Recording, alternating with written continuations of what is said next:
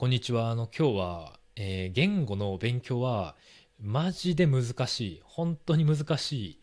ていうことについてお話ししようと思います。まあ僕もそう思いますし、多分皆さん、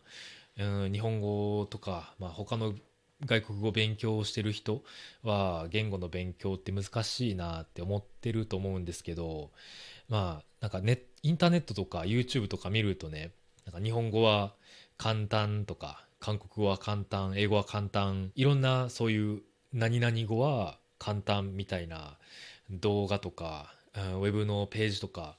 出てくるんですけど、本当全然そんなことないんですね。簡単じゃないし、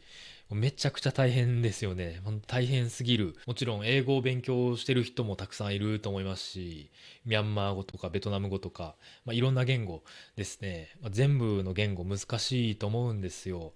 なんか、ヨーロッパの人は、ヨーロッパの人にとって他のヨーロッパの言語は簡単とか、中国の人にとって日本語は簡単、その漢字があるからね、簡単とか、そういうの聞いたことありますけど、もちろん他の国の人に比べてちょっと簡単かもしれないですけど、それでもね、めちゃくちゃ難しいと思うんですよ。なので今日はその言語は難しいっていうことについて僕が文句を言っていこうと思います。まず一つ目の僕の外国語を勉強することについての文句は、単語がだるいんですよね。単語がね、多すぎるんですよ、外国語って。外国語、外国語っていうか、日本語も、全部の言語ですね。単語が多すぎて、それを覚えるのがめんどくさいっていうことをですね。日本語だと、大体、その初心者は、1000の単語を覚えたら、まあ、基本的な会話はできるみたいな感じらしいんですよね。で、1000語覚えるってめちゃくちゃ大変じゃないですか。1000の1000アイテムを覚えるって、本当に、うーん、意味わかんないほど大変だと思うんですよ。例えば、人の名前1000人覚えるって、できますけど、めっちゃ大変そうですよね。もちろん、日本語の単語と、人の名前、全然違いますけど、やってることは同じなんですよね。線の新しいことを頭の中に入れて、それを話すことができるようになるっていうことですよね。で、それがめんどくさすぎると思うんですよ。で、戦後ですけど、この戦後は初心者にとって、初心者として戦後。で、戦後だったら、なんかサバイバルの日本語みたいになっちゃうんですよね。日本に住んでたり、旅行したりしても死なないっていうサバイバルの日本語のレベルが戦後っていうことですね。でも日本語を勉強してたり、僕のポッドキャスト結構難しいと思うんですけど、これをちゃんと聞いて理解するためにはもっとね単語が必要なんですよ。3000語から5000語ぐらい覚えたら結構もうほとんど理解できて、ペラペラみたいなレベルになると思うんですけど、その3000語とか5000語を覚えても日本語にはまだ漢字があるんですよね。漢字が1500から2000ぐらいありますよね。それもあるので、日本語はもっと大変っていうことですね。で、次の文句が、文法がだるい、文法がめんどくさいっていうことをですね、さっきちょっと話したその単語を5000語覚えても、その覚えた単語を並べるだけだったらあんまり意味がわかんないんですよね。例えば、コーヒー飲む、欲しいって言っても、なんとなくね、わかりますよ。コーヒー飲む欲しいってなんかコーヒー飲みたいのかなとか、大体わかりますけど、不自然、めっちゃ、全然自然じゃないですよね。なので、やっぱり文法が必要なんですね。その文を作るためのルールですね。で、この文法、言語のルールもね、たくさんあるので、覚えなきゃいけなくて、それが本当にめんどくさいですね。で、次が、リスニングですね。リスニングがだるい。リスニングが本当にめんどくさいんですね。で、リスニングがめんどくさい理由は、あの日本語というか言語を勉強してる人にとって、そうネイティブの会話って早すぎてもう全然わかんないっていうことがよくありますよね。全部の言語そうですけど、これ日本語のポッドキャストなので日本語について話すんですけど、なんか日本語の教科書の CD の日本語とネイティブの人が話す日本語の文のスピードって全然違うじゃないですか。皆さんもよく分かってると思いますけど、例えば日本語だったら特にその助詞がなくなるんですよね。なんか私はのはとか、コーヒーを飲むのをとか、そういうのがなくなって、例えば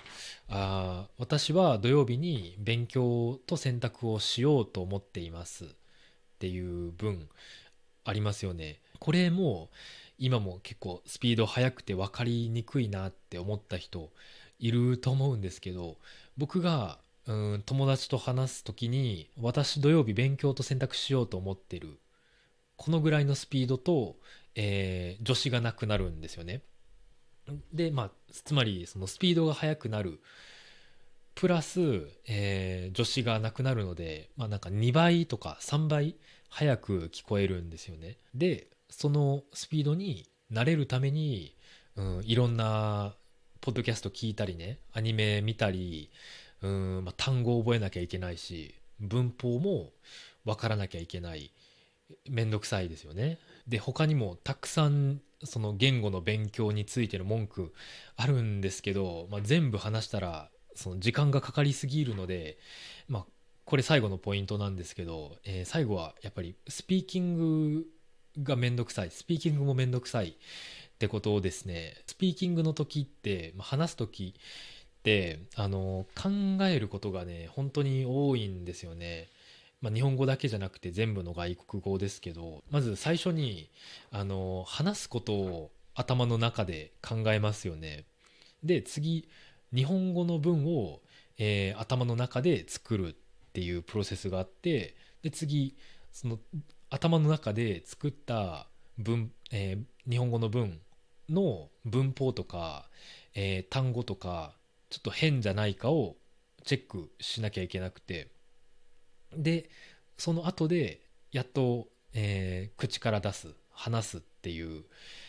プロセスがあると思うんですよね。でこの話す時も結構スピードが大切になるんですよ。でも日本語が上手になるとこの2番目と3番目のプロセスは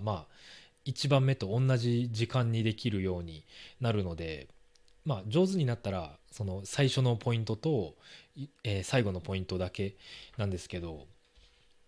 話すのに慣れるまでこの1234のプロセスがあって、で話すことができるので、話す時に考えることが本当に多いんですよね。で話せば話すほど頭が疲れちゃうっていう、これも本当に大変ですよね。でさっき話したその自分がめっちゃ頑張って考えて話したら、次は相手のターンで相手が話すことを聞かなきゃいけないんですね。なのでまたリスニングもめんどくさいですけど頑張ってしなきゃいけない。で相手が話したことについて考えて、でリアクション考えたり自分の意見考えて、でまた頭の中で文作ってミスをチェックして話すっていう、本当にいろんないろんなことをね短い時間にしなきゃいけないので、メモリをたくさん使わなきゃいけない、頭の中のメモリをたくさん使わなきゃいけないっていう感じですよね。でも僕が今まで話したこの文句、なんかスピーキングがめんどくさいとか文法がめんどくさいとか、こういう問題を全部無視できるチートコードみたいなものがあって、それが子供ですね。子供であることってめちゃくちゃ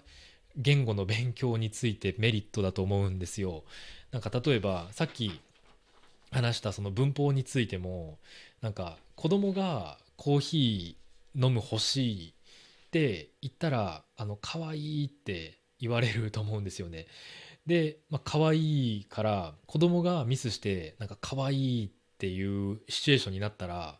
もなんかミスとか別に気にしなくなるんですよね。とかスピーキングの時も子供がなんか考えながらね、頑張って時間かけて話す時、ゆっくり他の人もこの子供が何言いたいかなって待ってあげるじゃないですか。それもね、子供だから待ってあげると思うんですよ。可愛いからね。でもやっぱ外国語を勉強する人、僕も大人じゃないですか。なのでね、なんか子供の時に戻ったら、なんか外国語を勉強して可愛いっていうシチュエーション作りたいんですけど、それもできないから、外国語の勉強は本当にね難しいっていうお話でした。つまらなかったらすいません。皆さんもね、外国語の勉強、楽しいけどめんどくさいとか、文句がいろいろある人がいると思うんですよ。もしかしたら外国語の勉強簡単って思う人も、いると思いますけど、僕にとってはね、外国語の勉強って本当に難しいので、今日はその文句をいろいろ話させていただきました。それでは今日もここまで見てくれてありがとうございました。バイバイ。